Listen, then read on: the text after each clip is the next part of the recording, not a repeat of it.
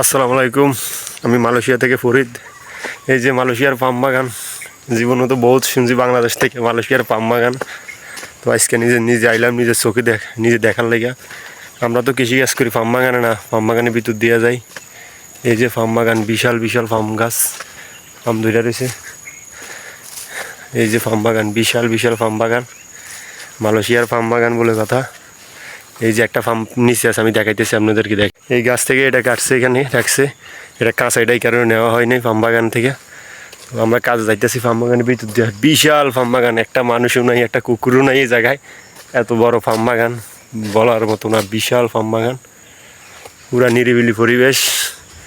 সবচেয়ে মানুষ বলে ফার্ম বাগানে বলে সাপ থাকে, সাপ থাকে, কিন্তু এই ফার্ম বাগানটা অনেক পরিষ্কার, মানে কিছুই নাই, অনেক পরিষ্কার। গাছগুলো, গাছের গোড়াগুলো কিছুই নেই। কিছু কিছু জায়গা আছে মানে অনেক ভয়ঙ্কর, ভিতরে ঢুকা যায় না।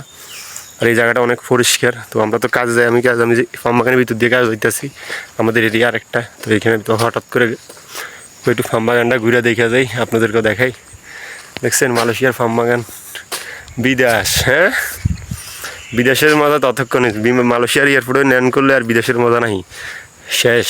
বাংলাদেশ থেকে বাইরে মালয়েশিয়া আসার পরে, এয়ারপোর্টে নামার পরে বিদেশের শান্তি শেষ, সব শান্তি উড়ে যায়। ও, এটাই সিস্টেম, কিছু করার নেই। যাক, আলহামদুলিল্লাহ ভালোই আছে আল্লাহর বিশেষ রহমতে। এই যে ফার্ম বাগান, এটা দেখানোর জন্য। তো যদি এটা আমার ইউটিউব চ্যানেল, আমি একটা নতুন চ্যানেল খুলছি, ইউটিউব চ্যানেল। যদি ভালো লাগে চ্যানেলটা সাবস্ক্রাইব করবেন, পাশে থাকবেন।